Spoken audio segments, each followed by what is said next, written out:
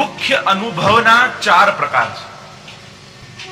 સંયોગ ધર્મ સ્વરૂપનો અનુભવ, સંયોગ ધર્મી સ્વરૂપનો અનુભવ, વિપ્રયોગ ધર્મ સ્વરૂપનો અનુભવ અને વિપ્રયોગ ધર્મી સ્વરૂપનો અનુભવ. આ 4 ભગવત સ્વરૂપનો અનુભવ જીવને થાય છે. આપણા ઘરે આપણા સેવ્ય પ્રભુ બિરાજે છે, એ સાક્ષાત જ છે. પણ હમણાં આપણે જે રીતે સેવા કરી એમ ઠાકોરજી સેવાનો અંગીકાર કરી લે છે. કઈ અનુભવ યા પ્રગટ રીતે આ ઇન્દ્રિય દ્વારા અનુભવ થતો નથી, પ્રગટતા.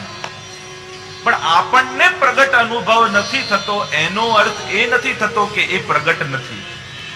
આ વસ્તુ બધાએ સમજી લેવી. કારણ કે વિશ્વમાં એવી ઘણી બધી વસ્તુઓ છે જેને આપણે નથી જાણી શકતા. તો આપણે નથી જાણતા એનો અર્થ જેમ નાનું બાળક હોય એને મોંઘામાં મોંઘું કોમ્પ્યુટર લઈને આપો તો એ વધારામાં વધારે એમાં ગેમ રમતા શીખી જાય. પણ એનો અર્થ એ નથી થતો કે કોમ્પ્યુટર ખાલી ગેમ રમવા માટે. એનો ઘણો ઉપયોગ થઈ શકે, ઘણું મોટું કાર્ય એનાથી થઈ શકે છે. પણ એ બાળકની સ્થિતિ એટલી છે તો એના માટે એટલું જ ઉપયોગી, આ એટલો જ અનુભવ કરે. તો આપણને પ્રગટ રૂપે અનુભવ નથી થતો. તો હમણાં આપણા ઘરે જે ઠાકોરજી બિરાજે છે એ સંયોગ ધર્મ સ્વરૂપે બિરાજે છે, જેને આપણે નેત્રો દ્વારા અનુભવ કરીએ છીએ. પ્રગટ સ્વરૂપે છે, ભોગ ધરીએ છે, સ્નાન કરાવીએ છે, શૃંગાર કરીએ છે, અષ્ટયામ જે પણ ભાવનાથી જે પણ સેવા થાય એનો અંગીકાર ઠાકોરજી મહાપ્રભુજીની કાનીથી કરે છે. સંયોગ ધર્મ સ્વરૂપે આપણા ત્યાં હમણાં બિરાજે છે.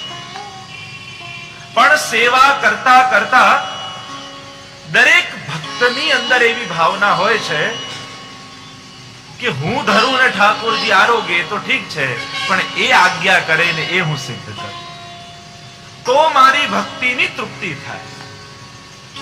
ભક્તિ તૃપ્ત ક્યારે થાય? જ્યારે સામેથી પ્રતિસાદ મળતો. અરે ઠાકોરજી રાજભોગની થાળીને લાત પણ મારી દે કે આ નથી ભાવતું તારું, તો આપણે તો કૃતાર્થ થઈએ. ઠાકોરજી જણાયું તો ખરા કે નથી ગમતું.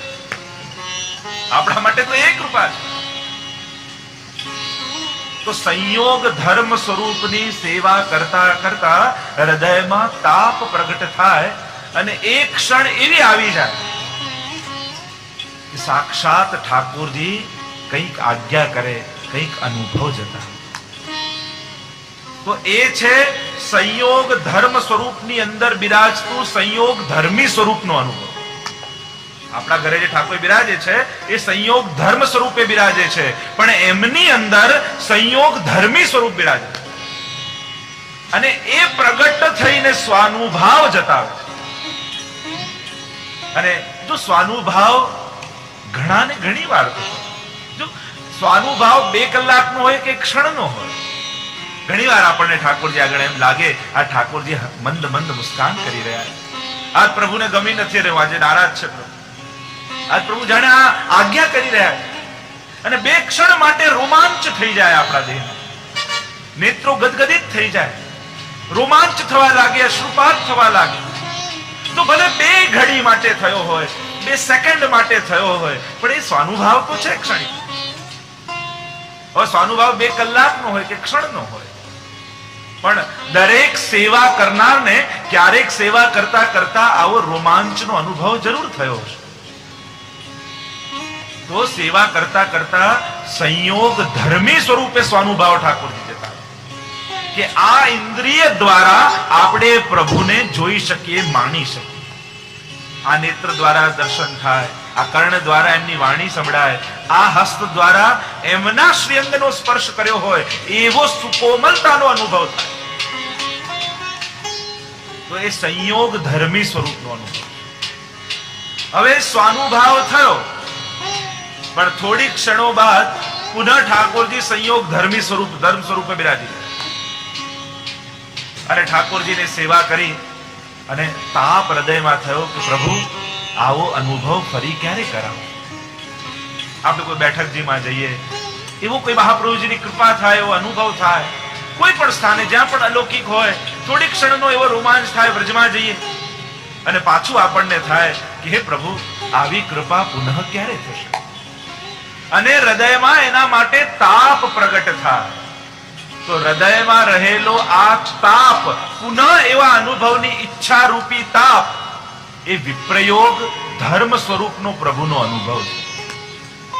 હૃદયમાં જે ભગવત તાપ પ્રગટ થાય એ પણ એક અનુભવ છે, અને એ છે વિપ્રયોગ ધર્મ સ્વરૂપનો અનુભવ. અને આ વિપ્રયોગ ધર્મ સ્વરૂપનો અનુભવ ધીમે ધીમે ધીમે ધીમે એટલો બધો વધી જાય, એવો તાપ થઈ જાય જે ગુસાઈજીને થયો મહાપ્રભુજીના અનુભવ માટે. સર્વોત્તમ સ્તોત્રની રચના કરતા પહેલા જ્યારે મહાપ્રભુજી માટેનો તાપ એવો ગુસાઈજીને પ્રબળ થયો કે વિપ્રયોગ ધર્મી સ્વરૂપનો અનુભવ થયો હૃદયમાં. એવો તાપ વિરહ પ્રગટ થાય હૃદયમાં કે એક ક્ષણ એવી આવી જાય કે પ્રભુની સર્વ લીલાઓ એક જ ક્ષણે હૃદયમાં સ્ફુરિત થવા લાગે. એક જ ક્ષણે સર્વ લીલાઓના હૃદયમાં અનુભવ થવા લાગે.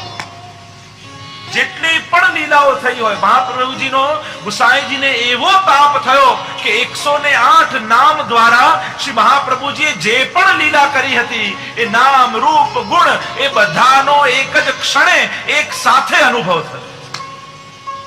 અને મહાપ્રભુજીના સ્વરૂપનું વર્ણન કરતા ગુસાઈજીના મુખમાંથી 108 નામ પ્રગટ થયા.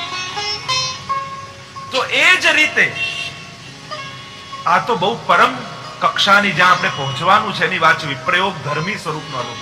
હરી તેરી લીલા કી સુધી આવે, સર્વ લીલાઓની સ્ફૂર્તિ થઈ ગઈ શ્રી મહાપ્રભુજીના હૃદયમાં એક જ સાથે.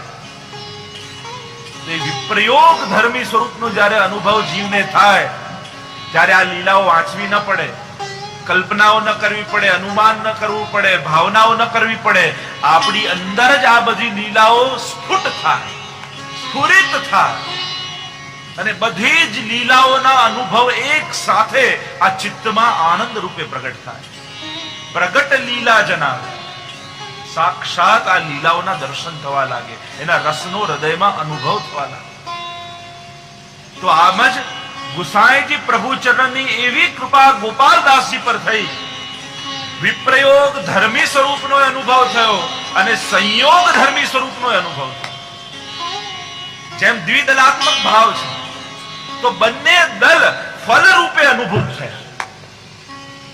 એટલે ભૂતકાળની જે લીલાઓ છે એ પણ અત્યારે વર્તમાન જેવો અનુભવ આપવા લાગે. આપણે રાસ લીલાઓની સુધી કરીએ તો શું કરીએ? પ્રભુએ આમ લીલા કરી હશે, આ રીતે ખેલતા હશે, હૃદયને, મનને માધ્યમ બનાવીને એની ભાવનાઓ કરી. એ વર્તમાન જેમ હું ત્યાં છું ને જે રાસલીલામાં ગોપીજનને જે આનંદ પ્રગટ થાય અને હું ત્યાં રાસલીલામાં છું ને એ જ આનંદ વર્તમાન રૂપે અનુભવ નથી થતો. આપણે તો ભૂતકાળમાં જવું પડે છે, પણ ખરેખર તો પ્રભુની લીલા નિત્ય છે. આ નિત્યનો અર્થ જ શું થાય? ભૂતકાળમાં વૈષ્ણવે જવાની જરૂર જ નથી. ભાવ પ્રગટ થયો તો આ જ ક્ષણે અત્યારે લીલા થઈ રહી છે એવો અનુભવ થવાનો. આ છે નિત્ય લીલાઓ, કે પ્રભુની લીલાઓ નિત્ય છે. એમાં ભૂતકાળમાં જઈને ભાવના કરવાની આવશ્યકતા જ નથી.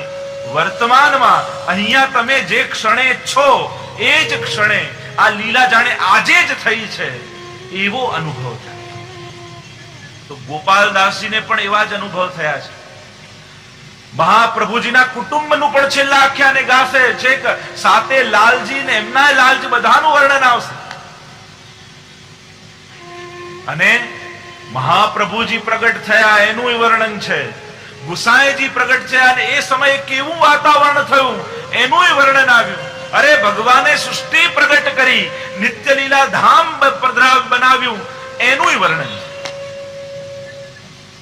એટલે આદિથી લઈને ભવિષ્યમાં ક્યાં સુધી વંશ વિસ્તાર થશે એ બધાનો અનુભવ એક સાથે ગોપાલદાસજીને ગુસાઈજીની કૃપાથી થયો છે. એટલે આ સર્વોપરી કક્ષા જે પુષ્ટિ ભક્તની કહેવાય એ સ્થાન પર ગોપાલદાસજી બિરાજ્યા છે. મને એક વૈષ્ણવ પૂછતા હતા કે આપણે તો સત્સંગ કરીએ છીએ, તો સત્સંગ કરીએ તો 84-252 વાંચીએ, ષોડશ ગ્રંથ વાંચીએ, શિક્ષાપત્ર વાંચીએ, પણ આ 84 વૈષ્ણવ મળતા હશે તો એ શેનો સત્સંગ કરતા હશે? એ લોકો પરસ્પર મળતા હશે, બે ઘડી જીવ્યા, હાડકા સુદ્ધા ગળી ગયા, તો એ કઈ વાતનો સત્સંગ કરતા હશે? તો એમને તો વિપ્રયોગ ધર્મી સ્વરૂપ અને સંયોગ ધર્મી સ્વરૂપ આ બંનેના પ્રગટ અનુભવ છે. એટલે લીલાઓ તો એક પછી એક ચાલી જ રહી છે નિત્ય લીલા ધામમાં. અને આ બે ભગવદી ભેગા થાય તો આને કોઈ લીલાની સુધી આવે એટલે તુરંત કે જો હમણાં તો નિત્ય લીલા ધામમાં સ્વામીજી આ રીતે સખીઓની સાથે ઠાકોરજી માટે ફૂલો ચૂંટી રહ્યા છે, માળાજી સિદ્ધ કરી રહ્યા છે, આ ગોપીજનો આ રીતે કુંજ તૈયાર કરી છે, યુગલ સ્વરૂપને પધરાવી રહ્યા છે, તો ત્યાં બીજી લીલાની સ્ફુરિત પેલા સખી વૈષ્ણવને થાય, અરે નિકુંજમાંથી ઠાકોરજી પધારી અહીંયા હિંડોળામાં પધાર્યા છે. નાચત ગાસ में ગોપાલ ને નાચત રાસ में ગોપાલ, બંને લીલાઓ એક સાથે અનુભવ થઈ છે. તો આ જે ભગવદી જીવો છે એમને તો પ્રગટ નિત્ય લીલા ધામનો અનુભવ છે અને ત્યાં અનંત લીલાઓ ચાલી રહી છે. અને અનંત લીલાઓની ચર્ચા કરતા કરતા ભૂતલ પર રહેલા જીવો પોતાના દેહના અનુસંધાનની વિસ્મૃતિ થઈ જાય કે જાણે આ ભૌતિક દેહ એમનો છે જ નહીં, એ તો નિત્ય લીલા ધામની સખી છે, એવો અનુભવ એમને થવા લાગે. તો અહીંયા ગોપાલદાસજી પણ પર એવી કૃપા ગુસાઈજી પ્રભુ ચરણની થઈ છે કે ગોપાલદાસજી પ્રથમ આખ્યાન ગાતા, હવે અક્ષર બ્રહ્મનું વર્ણન કરતા, પ્રથમ આખ્યાનમાં ગાન કરતા ગોપાલદાસજી બોલ્યા, વ્યાપક રૂપ અદ્વૈત બ્રહ્મ જે તેજોમય કહેવાય, આર્ય પંથ અધિકારી મુનિજન તે માહે લહેતા. આ અક્ષર બ્રહ્મ કેવું છે? ભગવત ધામનું વર્ણન કરતા કહ્યું વ્યાપક એ અક્ષર બ્રહ્મનું સ્વરૂપ જે અદ્વૈત છે, તેજોમય છે. ન તદભાસતે સૂર્યો ન શશાંકો ન પાવક યદ ગત્વા ન નિવર્તન્તે તદ્ધામં પરમં મમ. જે ભગવદ ગીતામાં વર્ણન કર્યું એ અક્ષર બ્રહ્મનું, ભગવત ધામનું, એવું આ તેજોમય ભગવત ધામ અક્ષર બ્રહ્મ છે. અને એ કોણ ત્યાં પ્રાપ્ત થાય છે?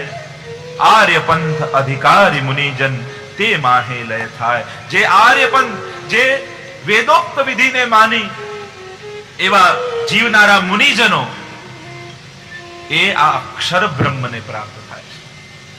અક્ષર આદિ અખંડ અનુપમ, ઉપમા કહી ન જાય.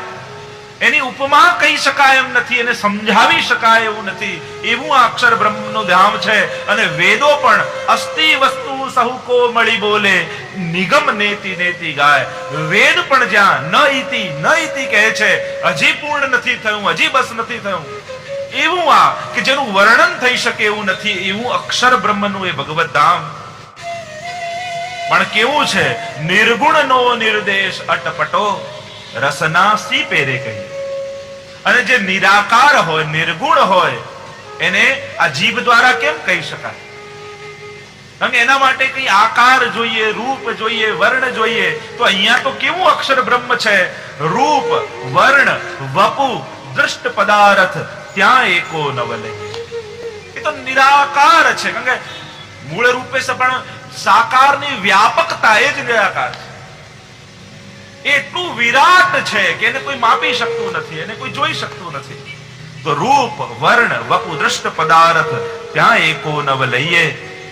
પણ એ અક્ષરધામની અંદર કોણ બિરાજે છે એ કહેતા ગોપાલદાસજી ગાન કરતા બોલ્યા, પણ અક્ષર બ્રહ્મ એ જ પરબ્રહ્મ નથી. આ અક્ષર બ્રહ્મ કોણ બન્યું છે? ગીતાનું પ્રસિદ્ધ વચન, યસ્માત અક્ષરમતીતો અહમ અક્ષરાદપિ ચોત્તમ અતોસ્મિ લોકે વેદે ચ પ્રથિતઃ પુરુષોત્તમ. આ અક્ષર અને ક્ષર જે બને છે એ કોણ છે? કે પુરુષોત્તમ.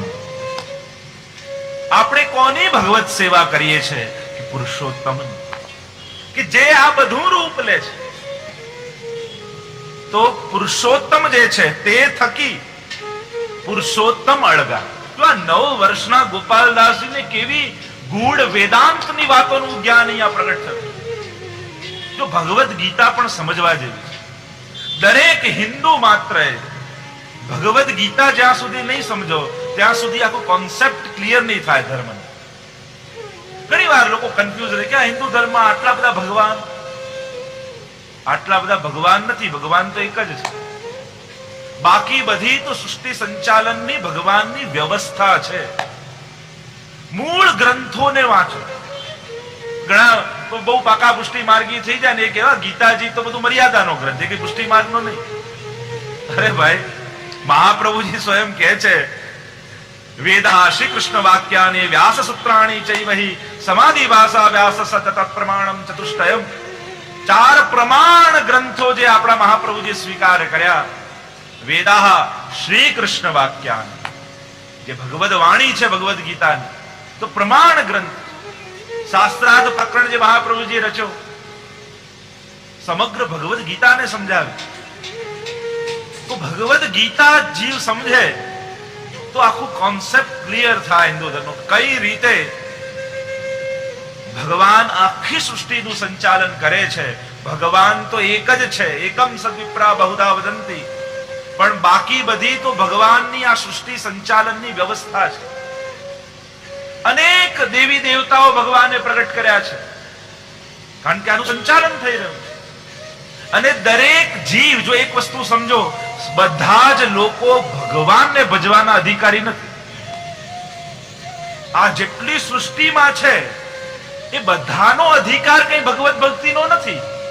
બધાની એક કક્ષા છે અને એ અનુસાર એ ઉપાસનામાં જોડાયેલા છે. સ્વયં ભગવાન ગીતામાં કહે છે, યો યો યામ યામ તનુમ ભક્ત શ્રદ્ધયા ર્ચિતુમ ઇચ્છતિ તસ્ય તસ્યામ ચલામ શ્રદ્ધામ તામેવ વિદધામ્યહમ.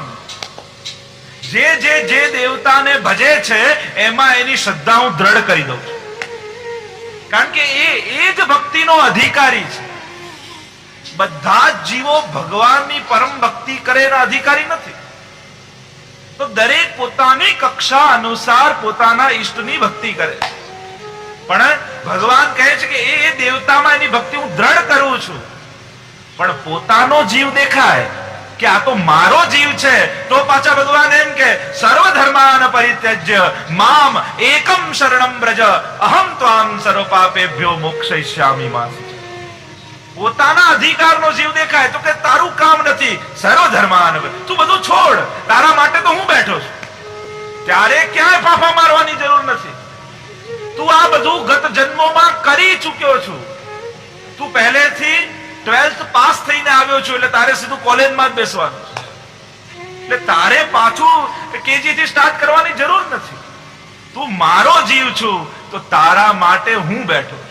સર્વ ધર્માન પરિત્યજ્ય મામ એકમ શરણમ વ્રજ અને અહમ ત્વામ સર્વ પાપેભ્યો મોક્ષયિષ્યામિ. તારા માટે, તારો ઈલાજ કરવા માટે હું છું. તો આમ દરેક જીવ અધિકારી નથી. એ પુરુષોત્તમને ઓળખવા માટે, જેણે ગત જન્મોમાં અનેક આ બધું કરી ચૂક્યો છે, એને ભગવત ભક્તિ પ્રાપ્ત થાય છે. ઘણી વાર વૈષ્ણવને એમ થાય કે અમે ઠાકોરજીની સેવા તો પધરાવી, પણ અમારે ત્યાં વર્ષોથી આમની પૂજા ચાલે છે, હવે એમને છોડીએ તો ભાઈ ખોટું ના લાગે, શ્રાપ ના આપી દે. આ બધું ખોટું લાગવાનું ને એ બધા આપણા બધા માણસોમાં હોય, ભગવાનમાં દેવતાઓમાં નથી હોતું. જે ઠાકોરજીની ભક્તિ કરે એના પર સર્વ દેવી દેવતાઓ પ્રસન્ન થાય છે. તમે, અને હું નથી કહેતો, ભાગવતજી જુઓ, પુરાણો જુઓ, ઠાકોરજી પ્રગટ થવાના હતા તો બધા દેવી દેવતાઓ આવી ગયા, પુષ્પવૃષ્ટિ કરવા લાગ્યા, સ્તુતિ કરવા લાગ્યા દેવકીજીની ગર્ભની. ઠાકોરજી પધાર્યા છે. તો એમ જ જેના ઘરમાં ઠાકોરજી બિરાજે છે એના ઘર ઉપર બધા દેવી દેવતાના આશીર્વાદ હોય છે. આપણે ઊંધું વિચાર, ને ખોટું લાગી જાય તો અરે રાજી થશે, એમ કેમ વિચારો છો કે અમને એમ કેમ નથી વિચારતા કે આટલા વર્ષો સુધી મેં આમની પૂજા કરીને તો હવે આ જ દેવતા એમ ઈચ્છે છે કે હવે આની ભક્તિ આગળ વધે અને હું જેને ભજું છું આ પણ એની ભક્તિમાં જોડાઈ જાય. તો એમનો આભાર માનો કે આજ સુધી આપની પૂજા કરી તો આપની કૃપાથી આપે જ મને પુષ્ટિ માર્ગ તરફ મોકલ્યો છે, આપે જ મને ઠાકોરજીની ભક્તિમાં જોડ્યો છે. અને આ કે હું મારી મનોકલ્પિત વાત નથી કરતો, શાસ્ત્ર પ્રમાણ આપે. આયે દેવ વિમાન અને ચડ મહાપ્રભુ પ્રગટ થવાના છે. બધા જ દેવતાઓ પોતાનું વિમાન લઈને આવી ગયા. અરે વલ્લભ પ્રગટ થવાના છે. અને બધા જ આવીને પુષ્પ વર્ષા કરવા લાગ્યા, આશીર્વાદ આપવા લાગ્યા. તો જેને ત્યાં ઠાકોરજીની સેવા બિરાજે છે એને ત્યાં બધા જ દેવી દેવતાઓના આશીર્વાદ આપમેળે મળી જાય. એટલે ક્યારે એવો ન્યૂન્ય ભાવ યા ખોટી સમજ નહીં કેળવવી કે આપણે અનન્ય આશ્રયનો અર્થ કોઈનું અપમાન યા કોઈને નાના બતાવવાનો નથી થતો. ક્યારે મનમાં કોઈ ગોકુલનાથજી તો ત્યાં સુધી કહે છે કે જીવ માત્રનું સન્માન કરો. બધા શ્રેષ્ઠ છે, બધા જ કોઈને કોઈ દિવ્ય શક્તિ લઈને બિરાજેલા છે, બધા જ આદરણીય છે. પણ જીવ બ્રહ્મ સંબંધ દ્વારા ઠાકોરજીને સમર્પિત થાય તો આ બધા જ દેવી દેવતાઓ પ્રસન્ન થાય છે જ્યારે આ જીવ ભગવાનની ભક્તિમાં જોડાય છે.